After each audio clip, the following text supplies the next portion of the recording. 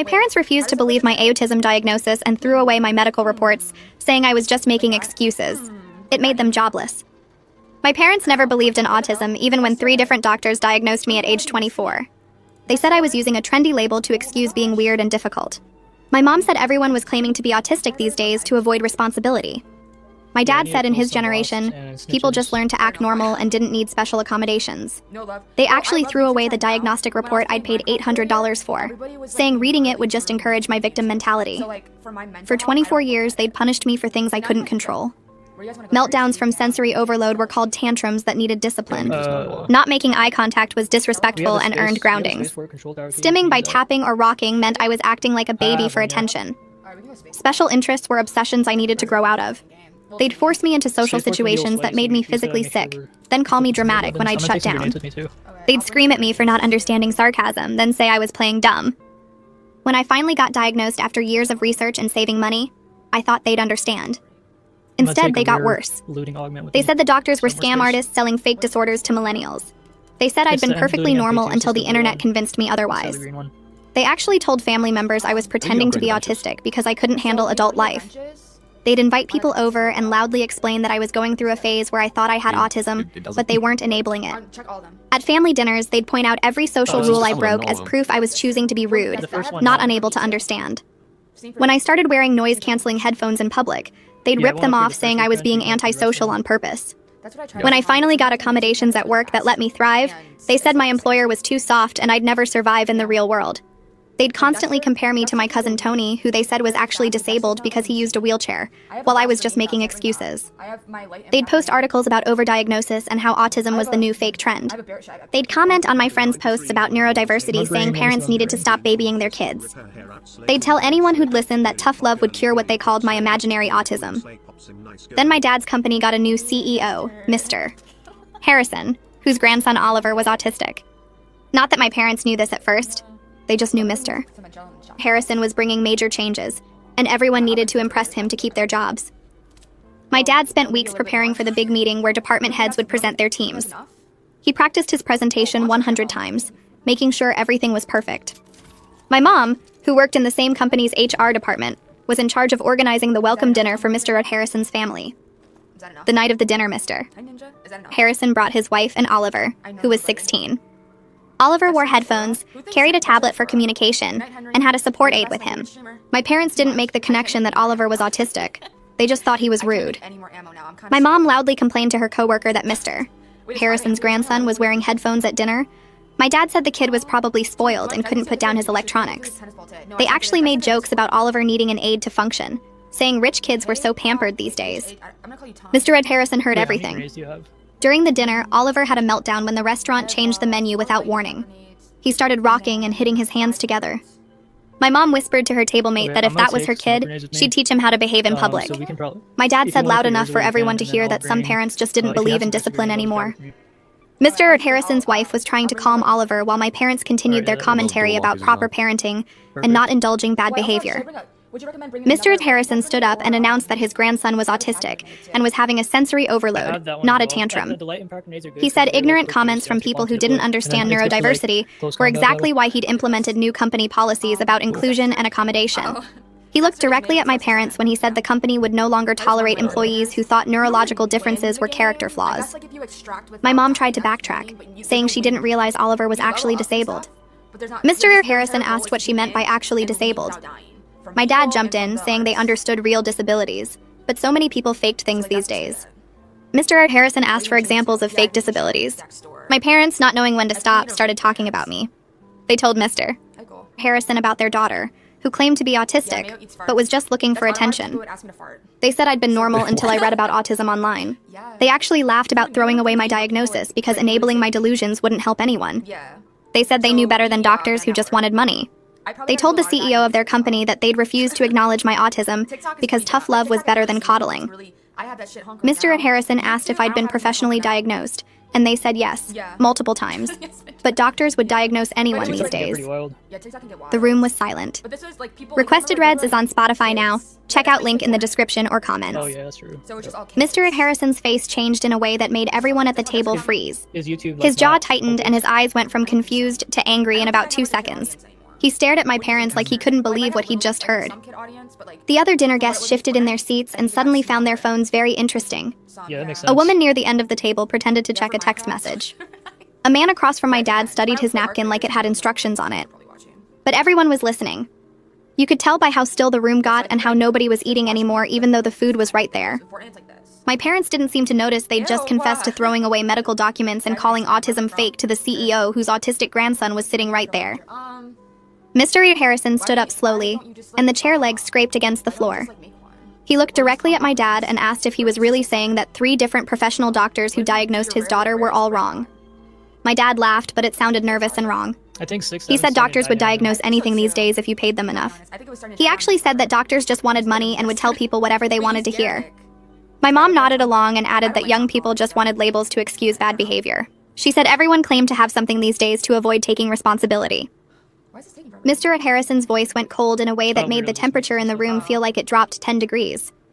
He said his grandson Oliver had those same doctors and went through those same tests.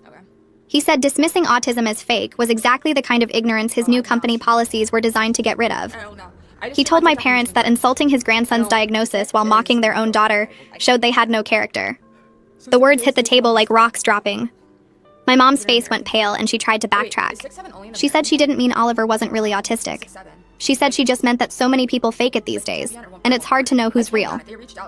Mr. Harrison cut her off mid-sentence. He said there was no difference between calling his grandson's autism real and calling their employees' daughter's autism fake when they both had professional medical diagnoses from actual doctors. He said either autism was real or it wasn't, and they couldn't pick and choose based on who was convenient to believe.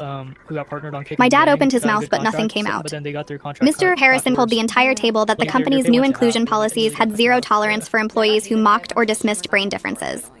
He said anyone who thought conditions like autism were character flaws instead of real diagnoses would not be working there much longer. My dad's face went completely white. You could actually watch the color drain out of it as he realized he'd just spent 10 minutes violating his new CEO's core values in front of a room full of witnesses. He'd practiced his presentation for weeks trying to impress this man, and instead he'd told him that autism was fake and doctors were scammers. Mr. Harrison gathered his wife and Oliver and their support aide. He said the dinner was over for his family and they were leaving. Oliver still had his headphones on and was focused on his tablet while his grandmother helped him stand up.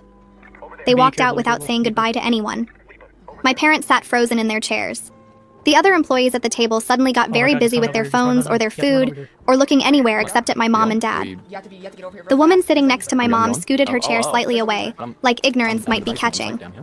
A man who worked in my dad's department stared at his plate. Kira Larson, who worked with my mom in HR, looked absolutely sick. Her face was pale and she kept glancing at my parents, then away, then back again like she couldn't believe what she'd witnessed. The dinner ended fast after that with people making excuses about getting home or having early meetings tomorrow. My phone rang at 11 that night. I was already in bed trying to read but not really focusing on the words. I saw it was my mom calling and almost didn't answer. But I picked up on the 4th ring. She was crying so hard I could barely understand her at first. She said I needed to call Mr. Harrison and explain that they weren't bad people. She said they just made a mistake and didn't understand the situation. She kept saying over and over that I needed to fix this. I told her I wasn't calling anyone. I said maybe they should have thought about what could happen before they publicly mocked disabled people at a company dinner with their CEO. My mom started yelling through her tears that I was being selfish and that they could lose their jobs.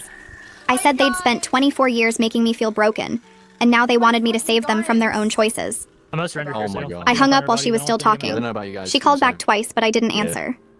The next morning, my dad called at 7. I was making coffee and jumped when my phone rang because I wasn't expecting it that early. He didn't even say hello. He demanded to know if I'd put Mr. Harrison up to this somehow. He asked if I'd planned the whole thing and contacted the CEO ahead of time. He actually asked if I'd told Mr. Harrison to bring his autistic grandson to the dinner, so my parents would say something wrong. I was so tired of their theories that everything was my fault that I just hung up. He called back immediately. I let it go to voicemail. He called 3 more times and I ignored all of them. 2 days later, I got a text from my mom at 6 in the morning. It said HR wanted to meet with both of them about what happened at the dinner. She sent 5 more texts in a row without waiting for me to respond. She was panicking and asking me to write a letter saying they were supportive parents who just had a misunderstanding. She said if I wrote a letter explaining that they loved me and just didn't understand autism yet, then maybe HR would go easier on them. She said I could save their careers if I just helped them out this one time. I read all the texts and didn't reply. She texted again an hour later asking if I got her messages. Then again at lunch asking why I wasn't answering. I finally texted back that I wasn't writing any letter. I said they made their choices and now they had to deal with what happened next. She called me cruel and said I was punishing them. I turned off my phone. That afternoon, I got an email that made me cry, but in a completely different way.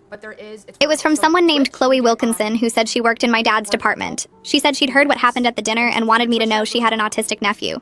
She said if I ever needed someone to talk to who actually understood what it was like, then she was available anytime. She included her personal phone number and email. She said she knew what it felt like when family didn't understand, and that I deserved support. I sat at my kitchen table reading her email over and over. A complete stranger was offering me more understanding than my own parents ever had. I cried because someone I'd never met believed me without question, while the people who raised me thought I was lying. Her kindness felt huge and overwhelming in the best possible way. I saved her contact information and sent back a short email thanking her. My hands shook while I typed it because I wasn't used to people just believing me about being autistic without needing proof or explanations. I replied to Chloe's email the next day, saying I'd appreciate having someone to talk to who understood. We set up a coffee meeting for that weekend at a place near my apartment. When I got there, she was already sitting at a corner table with 2 cups in front of her. She waved me over and smiled in a way that felt genuine, not pitying. We talked for almost 2 hours. She told me about her nephew Christopher, who got diagnosed at 7 after his teachers kept saying he was disruptive. Her sister and brother-in-law spent months learning about autism, reading books, joining support groups, completely changing how they parented. She said it was hard for them to accept at first because they worried about what it meant for his future, but they chose to educate themselves instead of denying reality. She looked right at me when she said that parents who refuse to acknowledge their child's diagnosis are choosing their own comfort over their kids' well-being. She said my parents' reaction was unfortunately common, but completely wrong, and that I deserved better. She validated every single thing I'd been through without me having to prove anything. Then she mentioned something that surprised me. That one's good. She said Mr. That one's good. Harrison had been That one's asking good. HR if there was any way to contact me, because he wanted to apologize for what I'd overheard at the dinner. I must have looked confused because she explained that he felt terrible about the whole situation and wanted to offer support. I couldn't believe the CEO of a major company even knew I existed, let alone wanted to reach out to me. The barricade kit. Chloe said, I have a couple barricades. Mr. Yeah, I have a couple. Harrison took neurodiversity personally because of Oliver, and that he'd been pushing for inclusion policies long before he became CEO. She asked if I'd be comfortable with her giving him my email address. I agreed, figuring I had nothing to lose. Oh my God, that's when. Within 3 hours of leaving the coffee shop, I had an email from Mr. Ed Harrison in my inbox. He apologized for my parents' behavior and said no one should have their diagnosis dismissed the way they'd dismissed mine. He wrote that he understood how painful family rejection could be, because he'd watched Oliver struggle with relatives who didn't believe autism was real. He offered to connect me with resources if I needed them, and said his door was always open. At the end of the email, he mentioned that the company had an employee resource group for neurodivergent workers and their families. He said I'd be welcome to join, even though I didn't work there, and he included contact information for the group leader, along with the meeting schedule. They met once a month at the company's community center. I read the email 3 times, trying to process that this level of support was coming from a stranger, while my own parents still refused to acknowledge my diagnosis. My mom called 2 days later from a number I didn't recognize. 10-20,000. She was crying before I even said hello. She said the other HR employees were treating her differently now, giving her weird looks in the hallway and leaving rooms when she entered. She thought she was going to lose her job. She wanted me to feel sorry for her, to tell her it would be okay. Instead, I said, that's what happens when you publicly mock disabled people.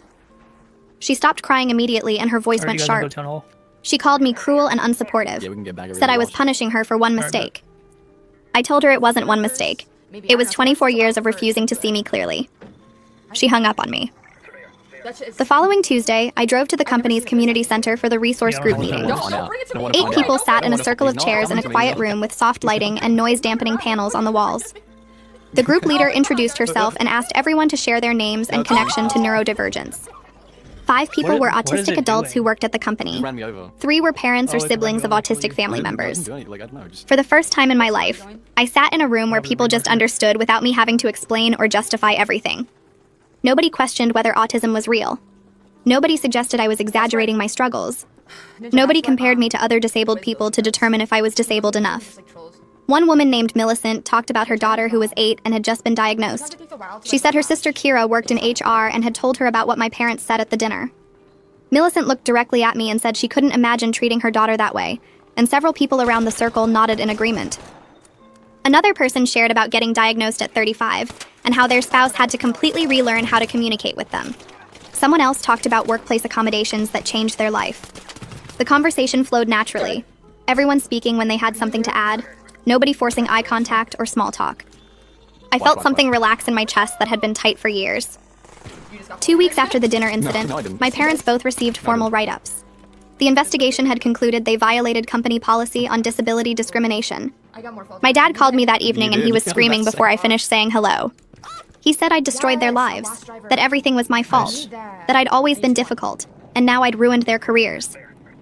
I let him yell for maybe 30 seconds before I interrupted him. I told him they destroyed their own lives by being cruel and ignorant. I said they made choices, and now they were dealing with what happened next. He started to argue, but I kept talking.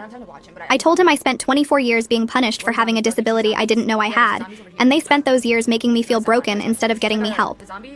I said if they lost their jobs over refusing to show basic human decency, that was on them, not me. He called me selfish and ungrateful. I hung up and blocked his number. Then I blocked my mom's number too, and every other number they'd tried calling me from. I was done being their scapegoat. 3 days passed before my mom showed up at my apartment without warning. I looked through the peephole and saw her standing in the hallway holding a coffee from the place I liked, which felt like a trap. I opened the door but didn't invite her in. She asked if we could talk and said she wanted to understand autism better. I stepped aside to let her enter because part of me still hoped she might actually listen this time. She sat on my couch and started asking questions about sensory issues. But when I explained how certain sounds physically hurt and made my brain feel like it was overloading, she interrupted. She said I never seemed bothered by noise as a kid, and that I'd always been fine at family gatherings. I reminded her about the time I locked myself in the bathroom at her birthday party, because the music was too loud, and she'd dragged me out calling me dramatic. What is it? She waved her hand, dismissing that memory entirely. I asked her point blank if she remembered all the times I had meltdowns that she called tantrums. She paused for a second, then said those were just me being dramatic and looking for attention. I walked to my bedroom and pulled out the folder where I kept copies of my diagnosis report, the same one they'd thrown away. I brought it back and tried to show her the page listing symptoms and how they matched my childhood I don't behaviors. even think we can get into town. She wouldn't even look at it. She kept her eyes on her coffee cup and said reading that would just encourage me to use autism as an excuse. Sebastian's right here. Oh my gosh. I felt something break inside me that hadn't fully broken before. She stood up saying she needed to leave and that I was being difficult on purpose. She said I'd always made everything harder than it needed to be, and that she came here trying to help. I realized she hadn't come to learn anything. She came wanting me to tell her she wasn't a bad parent, to absolve her of 24 years of punishing me for being disabled. Alright, I got through. I told her to leave and she did, slamming the door behind her. 3 weeks after the dinner incident, I was at work when my phone buzzed with a text from my dad. He'd been demoted from department head to a regular position. The text was vicious, saying I cost him his leadership role and asking if I was happy now. He said I'd destroyed his career over nothing, and that he'd worked for 15 years to get that position. I stared at the message feeling exhausted rather than guilty. I typed back that he destroyed his own career by publicly mocking disabled people. I said he made choices and faced what happened next. He sent 3 more texts calling me selfish and ungrateful. I blocked his number. Then I went through my contacts and blocked every number my parents had tried calling me from, including my mom's work phone and the landline at their house. I was done being their scapegoat. I was done carrying the weight of their consequences like they were somehow my responsibility. Chloe sent me an email that afternoon checking in on me. She said she heard about my dad's demotion, and that the whole department knew it was because of his comments at the dinner. She said people were talking about how he'd been complaining during diversity training instead of actually learning anything. She asked if I wanted to grab coffee after work, and I said yes because I needed to talk to someone who understood. We met at the place near her office, and she told me the company was taking the situation seriously. She said Mr. Harrison had made it clear that disability discrimination wouldn't be tolerated at any level. I thanked her for being supportive when she didn't have to be. She said her nephew deserved people who understood him, and so did I. The little guy? 2 days later, I got an email from someone named Christopher Chen, who ran the employee resource group. He said they were hosting a weekend workshop about autism and family dynamics led by a psychologist who is autistic herself. He said I'd be welcome to attend even though I didn't work at the company, and that several people had suggested inviting me. I registered immediately. The workshop was held at a community center on Saturday morning. I'm ready I to walked go. in nervous and found about 15 people sitting in a circle. The psychologist introduced herself as Dr. Sarah Kim and said she'd been diagnosed at 32. She asked everyone to share their connection to Watch out for that autism. bastion, though. Should be 5 here people were somewhere, autistic adults who worked at the company. 3 were parents or siblings of autistic family members. 2 others like me had parents who rejected their diagnoses. One woman said her dad still refused to believe she was autistic, go back. even though she'd been diagnosed 5 years ago. so the bastion's gonna be too close. Another to us. person talked about how their mom said they were too smart to be autistic. I'll be right back. I felt something loosen in my chest hearing other people describe the exact same experiences. Yeah, if we went Nobody in way, that the room bastion will questioned slow us. whether autism was real. Nobody suggested anyone was exaggerating or looking for attention. Nobody compared us to other disabled people to decide if we were disabled enough. Doctor Kim talked about autism acceptance versus autism awareness, and why the difference mattered. She explained that awareness meant acknowledging autism exists, but acceptance meant actually supporting autistic people and listening to what we need. She said parental rejection of diagnosis was especially damaging because it told kids their reality wasn't valid. She explained that parents often rejected diagnosis because they saw it as a reflection on their parenting, rather than understanding it as a neurological difference. She said when parents refuse to accept diagnosis, they're protecting their own feelings instead of supporting their child. I don't want to risk that bastion Everything she said finding made us. sense in a way nothing else had. Yep. I realized my parents weren't rejecting my autism because they didn't understand it.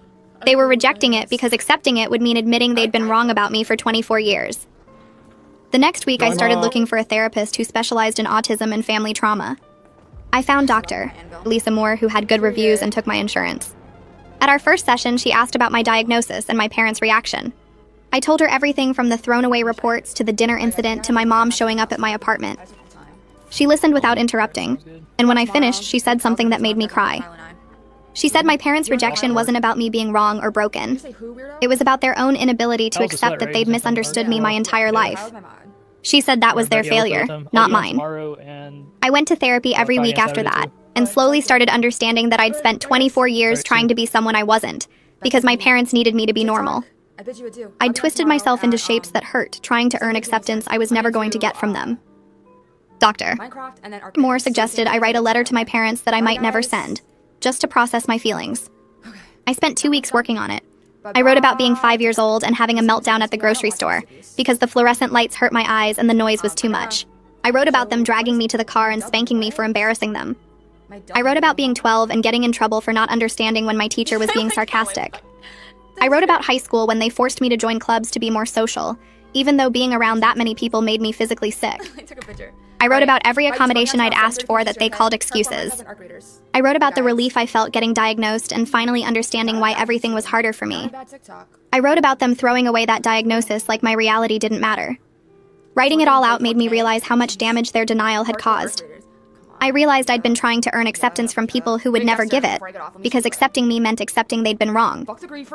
I realized I deserved better than spending my whole life trying to prove I was disabled enough to deserve basic understanding. I decided not to send the letter after all. Writing it had been enough, just getting all those feelings out of my head and onto paper where I could see them clearly. Dr. Moore said that was valid, that sometimes the processing mattered more than the sending. A week after I finished the letter, I got an email from someone named Millicent through the Employee Resource Group contact list. She said she'd heard about my situation from her sister and wanted to invite me to her daughter's birthday party the following Saturday. She explained it was an autism-friendly event with quiet spaces set up, sensory accommodations, and that I shouldn't feel pressured to socialize if I didn't want to. She said her whole family understood autism and treated it like a normal part of life, not something weird or shameful. I almost didn't go because birthday parties had always been overwhelming for me growing up, but something about the way she described it made me curious. I showed up at her house on Saturday afternoon with a small gift I'd picked from the list she'd sent. The party was nothing like the chaotic birthday events I remembered from childhood. There were only 6 kids there instead of 30. The living room had a quiet corner with blankets and pillows where anyone could go if they needed a break. The lights were soft instead of bright. Music played at a reasonable volume. Millicent introduced me to her husband and her daughter, who was turning 8. Her daughter wore headphones and carried a tablet just like Oliver had at that dinner. Nobody treated it like it was strange or made comments about her being rude. When one of the other kids got too loud, Millicent's daughter went to the quiet corner and her dad followed her there. I watched him sit down next to her and help her through the moment without any frustration or impatience. He didn't tell her to toughen up or act normal or stop being dramatic. He just sat with her until she felt better, then asked if she wanted to come back to the party or stay in the quiet space for a while longer. She decided to stay, and he stayed with her. and that was just fine with everyone. I guess we grew up. Watching them together made something crack open inside my chest. This was what I should have had growing up. This was what childhood could have looked like if my parents had understood instead of punished. I spent the rest of the party trying not to cry while I watched Millicent's family treat autism like it was just part of who her daughter was, not a problem that needed fixing. When I left, Millicent hugged me and said I was welcome anytime, and I believed her. What? What do you mean? 2 days later, my mom texted me from a new number I didn't recognize. The message said the mandatory diversity training had started, and they were making her and my dad watch videos about autism. She said the training was biased and one-sided, but didn't explain what she meant by that. I stared at the text for a long time, then deleted it without responding. I didn't have the energy to argue with her about whether basic facts about autism counted as bias. Doctor Moore had been helping me understand that I couldn't make my parents learn if they didn't want to, and responding to every text just kept me trapped in the same cycle. The next morning, I got an email from someone named Greg through Chloe. He introduced himself as Kira and Millicent's father, and said he was a senior manager at the company. He said he'd been following the situation since the dinner incident, and wanted me to know that the company's leadership fully supported neurodivergent employees and their families. He said what my parents had said about me was completely unacceptable, and that the company was committed to making sure that kind of discrimination didn't happen again. His email felt genuine in a way my parents' forced apologies never had. He actually seemed to understand why their comments had been so harmful, instead of just being upset about getting caught. Greg sent another email 2 days later saying Mr. Harrison was planning to expand the inclusion policies even further. He said the CEO wanted input from actually autistic people, not just parents or professionals who worked with autistic people. He asked if I'd be willing to participate in a focus group to help shape the new policies. I read the email 3 times trying to figure out if this was real. A major company wanted my perspective on autism policies. They wanted to hear from me. The person my parents said was just making excuses. I emailed back and said yes before I could talk myself out of it. Greg responded within an hour with details about the focus group meeting scheduled for the following week. He said there would be 5 other autistic adults participating, and that Mr. Harrison himself would be there to listen. The day of the focus group, I drove to the company building where my parents worked and signed in at the front desk. Security gave me a visitor badge and directed me to a conference room on the 3rd floor. When I walked in, Mr. Harrison stood up and introduced himself.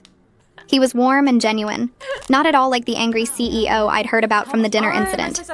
He thanked me for coming and said he was grateful for my willingness to share my experiences.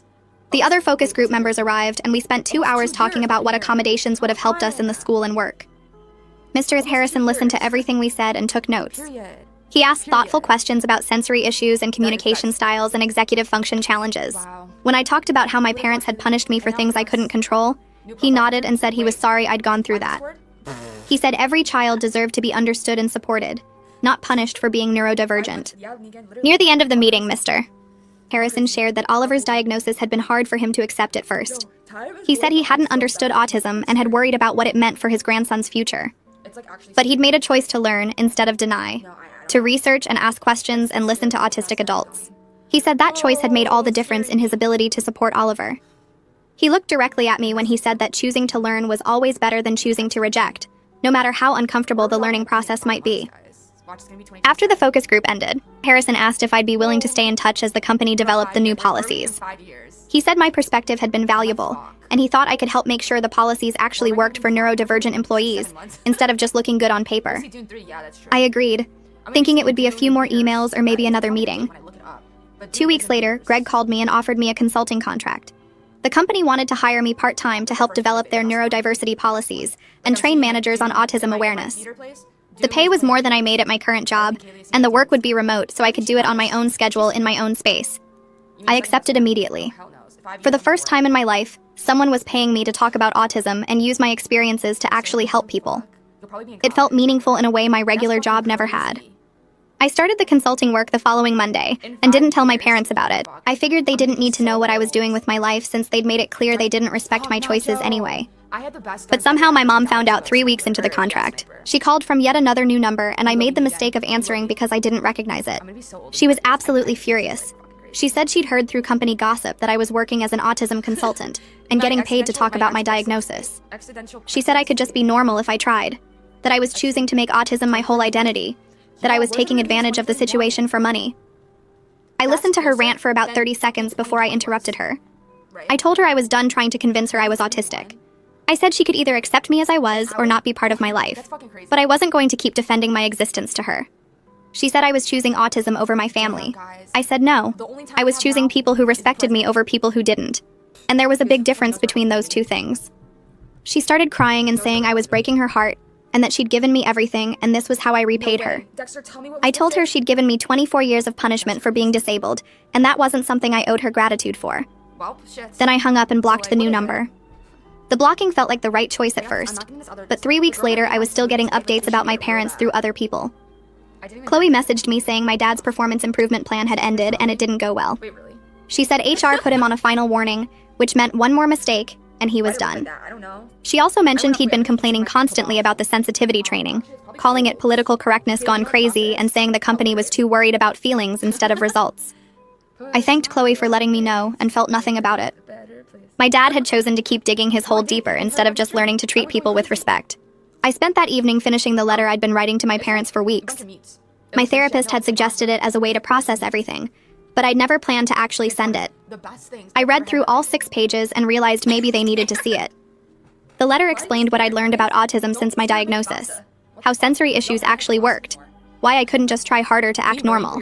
I wrote about the 24 years of being punished for things I couldn't control and how much damage that had caused.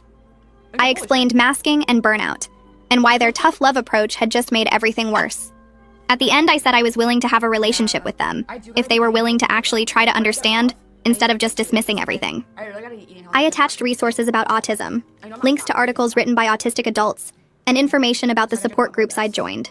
And then, like, Then I sent it before I could change my mind. something.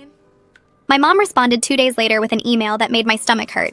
She said I was being manipulative and trying to make them feel guilty for being good parents. Sauce here that I dip it in. She said the letter was full of excuses and that I was rewriting history to paint them as villains, when they'd only ever wanted what was best for me. She claimed I was using therapy language to attack them, and that I needed to take responsibility for my own choices instead of blaming my childhood. No, for real, Katie. My dad didn't respond at all, which somehow felt worse than my mom's anger. No, it's just my natural I read her taste. email 3 times and then closed my laptop. It's a TikTok. I'd done everything I could. I'd gotten Yeah, right, and I diagnosed, was like- tried to I literally was explain, like, offered I don't know what to do. resources, He's like, I'm not judging, I'm extended just an invitation to rebuild our relationship. Their choices were their own now, it's and I been couldn't keep carrying the weight of their refusal to understand. The company launched its new neurodiversity initiative the following week with a massive email announcement to all employees. The message outlined new accommodation policies, resources for neurodivergent workers, and mandatory training for all managers on disability inclusion. And it's like today. Mr. Harrison wrote in the announcement that the program had been developed with input from neurodivergent consultants, and that the company was committed to creating an environment where everyone could succeed. I read the email sitting at my desk and felt proud of the work I'd contributed. My name wasn't mentioned anywhere, but I knew which policies I'd helped design, which resources I'd recommended, which training materials I'd reviewed. Something I'd built was going to help real people. The messages started coming in that afternoon. 3 different employees from the company reached out to thank me for the new policies. One woman said her teenage son was autistic, and the resources in the announcement were exactly what she'd been looking for. Another person said they'd been quietly struggling with sensory issues at work for years, but never knew they could ask for help. The third message came from a woman who said she'd been masking her autism at work since she was hired 5 years ago, because she was scared of being seen as difficult or incompetent. She said the new policies made her feel safe enough to finally request the accommodations she needed. I responded to each message and felt something shift inside me. This was real impact, not just words on paper. My consulting work started expanding beyond just that one company. Word spread through professional networks, and I got contacted by 2 other businesses asking if I could help them develop autism-friendly policies. One was a tech company trying to recruit neurodivergent employees, but not knowing how to support them. The other was a retail chain that wanted to train managers on working with autistic staff members. I agreed to both projects, and suddenly I had more consulting work than I could handle alongside my regular job. I was building an actual career out of something my parents had called fake. There was a certain satisfaction in that, in proving through success that autism wasn't an excuse or a trend, but a real thing that real people needed real support for. Wait, let me get your eyes. 6 months after the dinner incident, Chloe called me instead of texting. She sounded uncomfortable and said she had news about my dad. He'd been fired that morning for failing to meet the terms of his final warning. She said he'd missed deadlines, made more comments about diversity initiatives being a waste of time, and generally shown he wasn't willing to change his behavior. HR had decided he was a liability and let him go. Just a quick. I thanked Chloe for telling me, and we hung up. 20 minutes later, my mom called from a new number, sobbing so hard I could barely understand her. She said it was all my fault, that I'd destroyed my dad's career, that we'd been a happy family until I decided to call myself autistic. I waited for her to finish and then reminded her calmly that my dad got fired for his own behavior and choices. I said he'd chosen to mock disabled people, chosen to ignore training, chosen to keep making discriminatory comments even after being warned. Those were his decisions and the consequences were his to own. Yeah, Dexter, I'm gonna get off so you go back. My mom got demoted 3 weeks later. She sent me an email saying leadership had moved her to a lower position in HR because they didn't trust her to handle disability accommodations fairly after everything that happened. She said I'd ruined both their careers and that they would never forgive me. Do that too. The email was full of blame and anger and zero acknowledgement that maybe their own actions had caused this. I read it twice and then started typing my response. Bye, guys. I kept my reply short and direct. I said I didn't ruin anything, that they'd made choices and those choices had consequences. Alright, bye, guys. I reminded her that they'd publicly mocked disabled people, including their own daughter, refused mandatory training, and shown they couldn't be trusted to treat neurodivergent employees with basic respect. I told her I was open to rebuilding a relationship when they were ready to actually accept me for who I was, but I wouldn't keep defending my existence to them. I said I hoped someday they'd understand, but until then I needed to protect myself from their constant blame and rejection. Then I sent it and felt lighter than I had in months. Chloe reached out again a few weeks later saying my dad was having trouble finding new work. She'd heard through former colleagues that when potential employers called for references, people were being honest about why he was fired. She said it was harsh, but that companies took disability discrimination seriously now, and nobody wanted to hire someone with that kind of record. I felt bad for about 5 seconds, and then remembered all the times my dad had said I'd never survive in the real world without toughing up. Turns out the real world had standards about treating people with disabilities like human beings, and he was the one who couldn't meet them. I started looking for support groups about a month after everything happened with my parents. I found one that met Tuesday nights at a community center across town, and I drove there feeling like I might throw up the whole way. Walking into that first meeting was scary because I'd spent my whole life being told I was making up my autism, and part of me worried these people would see right through me and say I didn't belong. But the moment I sat down in that circle of folding chairs, and the group leader asked everyone to share their week, I realized nobody was going to question whether I was autistic enough. A woman named Jessica talked about having a meltdown at the grocery store when they rearranged all the aisles. A guy named William shared that his family still introduced him as their son, who has issues instead of their autistic son. Someone else talked about struggling to keep a job because employers said they were too rigid about needing routines. Every single story had pieces of my own life in it, and for the first time ever, I was in a room where people just understood, without needing a medical report as proof. I went back every Tuesday for 3 months before I felt brave enough to share my own story about my parents throwing away my diagnosis. When I finished talking, Jessica reached over and squeezed my hand, and William said his parents did something similar by refusing to tell anyone he was autistic, because they were embarrassed. The group leader, who was autistic herself and worked as an advocate, said family rejection of diagnosis was more common than people realized, and that I wasn't alone in that experience. Jessica and I started getting coffee after meetings, and she told me about her work trying to get the city to add quiet hours at public buildings for sensory-sensitive people. She'd been going to city council meetings alone for months, and getting nowhere because one person asking for accommodations was easy to ignore. I mentioned my consulting work helping companies with neurodiversity policies, and she got this excited look on her face. 2 weeks later, we were standing in front of the city council together, presenting data about how many residents would benefit from autism-friendly public spaces.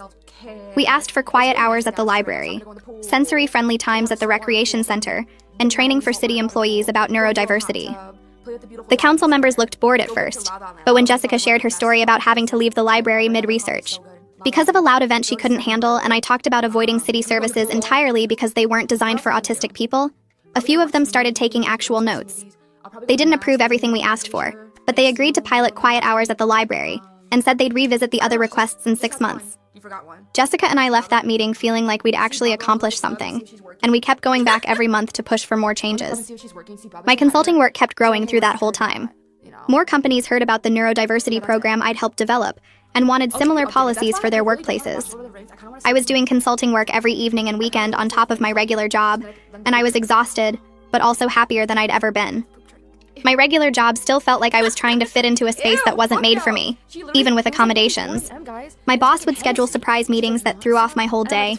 Coworkers would get annoyed when I asked for written instructions instead of verbal ones, and the open office layout meant I was overstimulated constantly. But my consulting work let me control everything about how I worked. I could schedule meetings in advance, communicate by email, work from my quiet apartment, and structure my day in ways that actually worked for my brain. 6 months after I started the consulting business, I was making almost as much from it as my regular job. 8 months in, I was making more.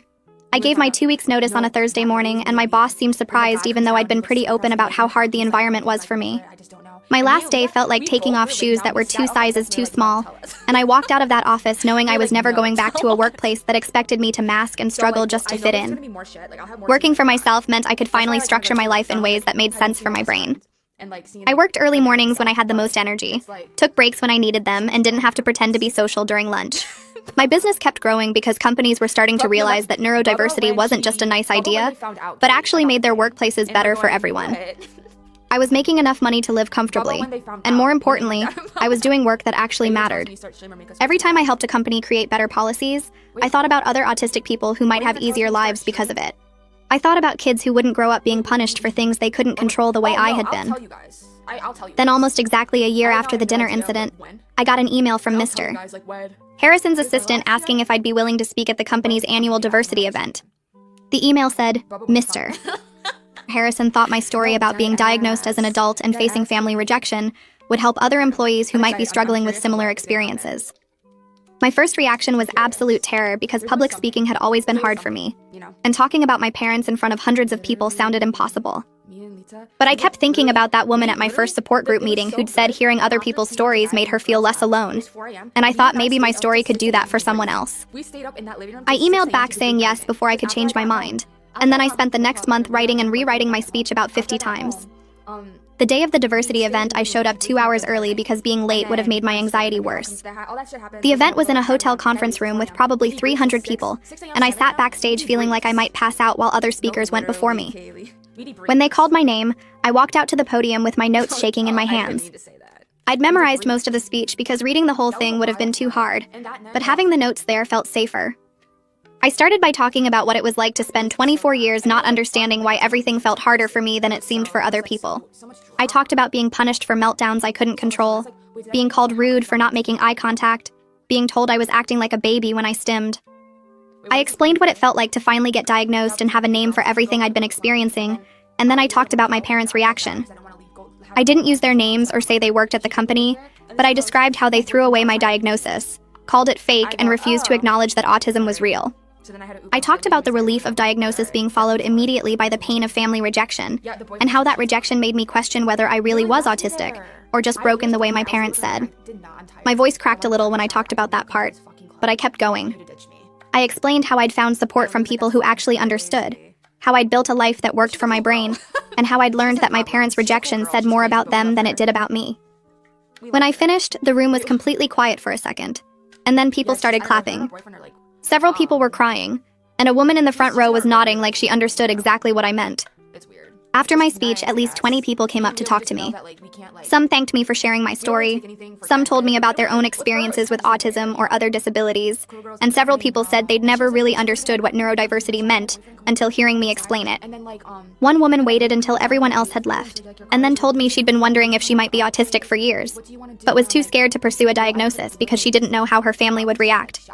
She said hearing my story made her realize she needed to get evaluated regardless of how her family responded, because knowing the truth was more important than keeping everyone comfortable. I gave her the names of the doctors who'd diagnosed me, and some information about the support group, and she thanked me about 5 times before leaving. 3 months later, she emailed me saying she'd gotten diagnosed and it had changed her entire life. She said she finally understood herself and was learning to work with her brain instead of against it, and she thanked me again for giving her the courage to pursue the evaluation. My parents heard about my speaking engagement within days, because apparently everyone at the company was talking about it. Someone had recorded the speech and posted it on the company's internal website, and word got around fast. My mom sent me a text from yet another new number saying she'd watched the video. That was all the text said, just that she'd watched it. No apology, no acknowledgement of what I'd said, no comment about whether she thought I was right or wrong. Just 5 words confirming she'd seen me talk about how much their rejection had hurt me. It was the first time she'd acknowledged my autism without arguing that it was fake, or that I was making excuses, and I didn't know what to do with that. Part of me wanted to respond and ask what she thought, but a bigger part of me knew I needed to protect myself from more disappointment. I didn't answer my mom's text right away because I wasn't sure what I wanted to say, or if I wanted to say anything at all. Oh, yeah. My therapist and I spent 2 sessions talking about it, and she helped me understand that leaving the door open for possible reconciliation didn't mean I had to actively chase people who'd hurt me. She said I could be open to my parents changing without putting energy into making that change happen, and that protecting my peace was more important than fixing a relationship they'd broken. I decided not to respond to the text, but also not to block the number, which felt like the right middle ground. If my mom wanted to actually talk about what I'd said in my speech, she could reach out with more than 5 words. And if she didn't, then I'd know where things stood. 2 months went by with nothing, and then my mom texted asking if we could meet for coffee and actually talk. The message was longer this time, saying she understood if I didn't want to, but that she'd been doing a lot of thinking and wanted to have a real conversation. I stared at that text for probably an hour trying to decide what to do. Part of me wanted to say no because I'd been hurt too many times already, but another part remembered how my mom's first text had acknowledged my speech without arguing, and I wondered if maybe something had actually changed. I talked to my therapist about it, talked to Jessica about it, and finally decided I'd meet my mom in a public coffee shop where I could leave if things went badly. I texted back saying I'd meet her but only in a public place, and she agreed immediately. The day we met, I got to the coffee shop 15 minutes early because I needed time to prepare myself. My mom showed up exactly on time carrying a book, and when she sat down I saw it was a book about autism, written by an autistic author. She put the book on the table between us and said she'd been reading it along with some other resources, and that she wanted me to know she was trying to learn. Then she did something I'd never heard her do in my entire life. She apologized. She said she was sorry for not believing my diagnosis, sorry for throwing away my medical reports, sorry for making my childhood harder than it needed to be, and sorry for refusing to understand what I was going through. She said watching my speech and seeing how successful I'd become made her realize she'd been completely wrong about autism being fake or being an excuse. She admitted that the diversity training at work had started changing her perspective, but seeing me speak about my experience was what really made everything click. Then she said something that surprised me even more. She said she'd been scared of my diagnosis because accepting it meant accepting that she'd misunderstood me for my entire childhood, and that fear made her cruel. She said it was easier to call me dramatic and difficult than to admit she'd been wrong about me for 24 years, and she was sorry for choosing her comfort over my well-being. I sat there looking at her across that coffee shop table and told her I appreciated the apology, but rebuilding trust would take time and consistent effort from her. She nodded quickly like she expected me to say that and said she understood completely. Then she asked if she could come to my next support group meeting to learn more about autism, and I just stared at her because that was not what I expected at all. My mom, who threw away my diagnosis and called it fake now, wanted to sit in a room with other autistic people and their families. I told her I'd have to ask the group leader if visitors were allowed, and she said that was fine. She'd wait to hear from me. We finished our coffee and she hugged me before leaving, which felt strange after a year of barely speaking. When I got home, I emailed the support group leader about my mom potentially attending and got a response the same day saying family members were welcome. My next meeting was in 2 weeks, so I texted my mom the date and time, half expecting her to back out, but she confirmed she'd be there. The night of the meeting, I got there early and warned everyone that my mom was coming and explained the whole situation with my parents not believing my diagnosis. 3 people said their own parents went through similar denial phases, so they understood completely. My mom showed up right on time carrying a notebook, and she sat next to me quietly while other people shared their experiences. She didn't say anything the whole meeting, but I saw her taking notes when people talked about sensory issues and communication differences. After the meeting ended, she thanked everyone for letting her attend and asked if she could come to future meetings too. Over the next few weeks, my mom started texting me articles she'd read about autism and asking questions about my own experiences. She wanted to know what things were hardest for me growing up and what I wished she'd done differently. I answered her questions honestly, even though some of it was hard to talk about. She told me my dad still hadn't reached out to either of us and that he was refusing to admit he was wrong about anything. Then she said something that shocked me. She said she'd started divorce proceedings because she realized they'd enabled each other's worst behaviors for years, and she wanted to do better. She said staying married to someone who refused to grow or change would just pull her back into old patterns. I asked if she was divorcing him because of me, and she said no. She was divorcing him because of who she wanted to be going forward. 6 months passed with my mom coming to support group meetings and reading everything she could find about autism. We had coffee every other week and slowly started rebuilding something that felt almost like a real relationship. Then came the holiday dinner with extended family at my aunt's house. I almost didn't go because family gatherings were always hard, but my mom said she'd be there and I decided to try. Everything was fine until my uncle made a comment about how everyone claimed to have something wrong with them these days. My cousin jumped in saying her kid's teacher suggested testing for ADHD, but she wasn't going to label her child. Then my aunt said parents just needed to discipline kids instead of making excuses. I felt my whole body tense up and started planning my exit when my mom spoke up. Shit. She told them they were wrong and that neurodiversity was real and dismissing it hurt people. She explained how autism affected daily life using things she'd learned from support group and from me. She said she'd spent years being ignorant like them, and it was her biggest regret. The table went quiet, and my uncle tried to argue, but my mom shut him down. Unban request. She kept going until they stopped making comments, and I just sat there stunned because my mom was actually defending me. Wait, how do I? I'm building a life now surrounded by people who understand and accept me. Wait, what do I My do? consulting work helps companies create better policies for neurodivergent employees, and I get messages from people saying those changes made their jobs possible. Oh, wait, there it is. I have friends from support group who get what it's like to be autistic without me having to explain everything. 7%. My mom is part of that life now in a healthier way than before, showing up to meetings and actually learning instead of just dismissing everything. My dad still hasn't reached out after more than a year, and honestly, I've stopped waiting for him to. My therapist helped me understand that I don't need his acceptance to know I'm exactly who I'm supposed to be. Some people will never understand, and that's their limitation, not mine. I spent 24 years trying to be someone I wasn't, and now I'm finally just being myself. I'm about to go watch Superstore.